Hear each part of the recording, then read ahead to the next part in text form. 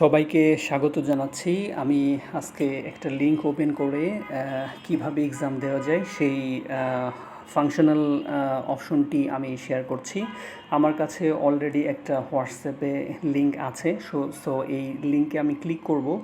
দেন লিঙ্কে ক্লিক করার পরেই যথারীতি কোশ্চেনটি ওপেন হয়ে যাওয়ার কথা। দেখে একটু ট্রাই করি যে ওপেন হয় কি না। সো এখানে দেখতেছি যে লগ ইন করতে বলছে আমাকে। আমার যদি এখানে এই ওয়েবসাইটে mcqpractice.com ওয়েবসাইটে যদি একটা অ্যাকাউন্ট তৈরি করা থাকে তাহলে আমার ইমেল অ্যাড্রেস এবং পাসওয়ার্ড দিয়ে লগ ইন করে ফেলতে পারি। আর যদি অ্যাকাউন্ট না তৈরি করা থাকে তাহলে আমি এখান থেকে ক্রিয়েট নিউ অ্যাকাউন্টে ক্লিক করে দেন আমি এখান থেকে রিকোয়ার্ড ইনফরমেশনগুলো দিয়ে নতুন একটা পাসওয়ার্ড তৈরি করে দেন আমি এখানে অ্যাকাউন্ট তৈরি করতে পারি।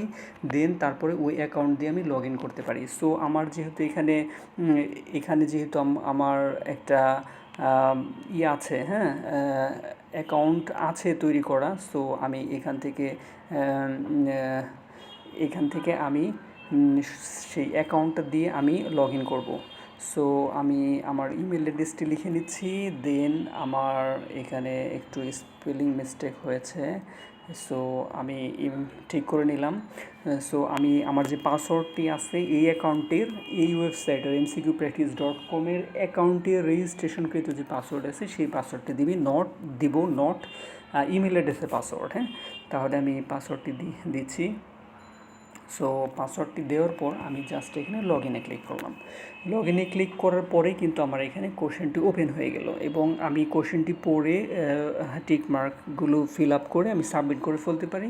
সো সাবমিট করার পরেই দেন আমার একটা ইভ্যালুয়েশন কমপ্লিট হয়ে গেল। সো এভাবে আমি একটা লিঙ্কের মাধ্যমে mcqpractice.com এসে আমরা লিঙ্কের মাধ্যমে একটা এক্সাম দিতে পারি। আশা করি বুঝতে পেরেছি। ধন্যবাদ।